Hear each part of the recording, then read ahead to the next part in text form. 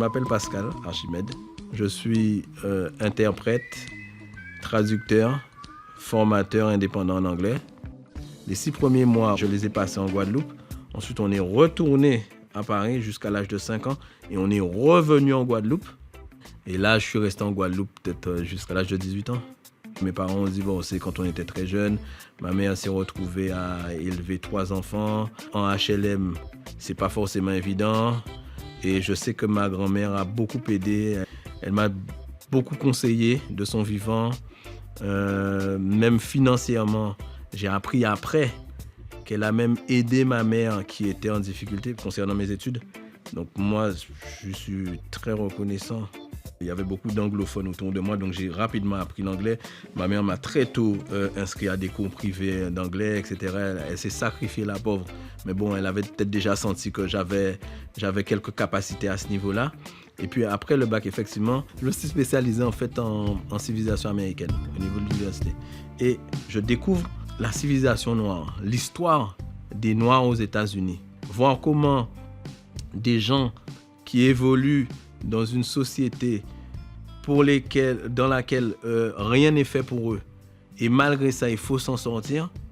Et depuis ça, je me suis dit, c'est quoi? Il va falloir que j'écrive un livre simple, facile à lire, accessible à tous, où je pourrais justement donner un certain nombre d'informations. Je suis parti quand même des work songs, des chants de travail, juste pour en fait retracer l'histoire des Noirs américains sur le continent américain à travers en fait les différentes musiques qu'ils ont créées et qui reflétaient en fait autant et qui jusqu'à maintenant reflètent toujours leur état d'esprit et révèlent en fait leur ascension au sein de la société américaine.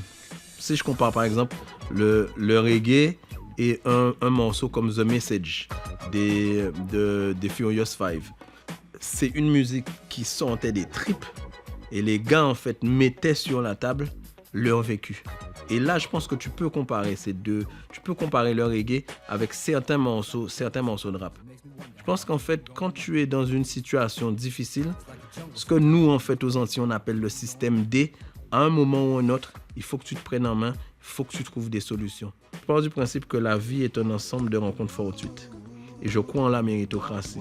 Je peux faire la différence en fonction du boulot, en travaillant, etc., etc. Et je me dis que si aujourd'hui je suis face à toi, c'est peut-être parce que j'ai fait quelque chose ou j'ai fait un travail qui peut-être mérite d'être vu et après, libre au public d'apprécier ou pas ce que je fais. Mais tu sais, pour revenir au cas de la Jamaïque, comment en fait on peut expliquer qu'une petite île comme ça puisse regorger de talent? Tu vois, je pense à Usain Bolt, je pense à Bob Marley et bien d'autres, parce que bon, il y en a beaucoup.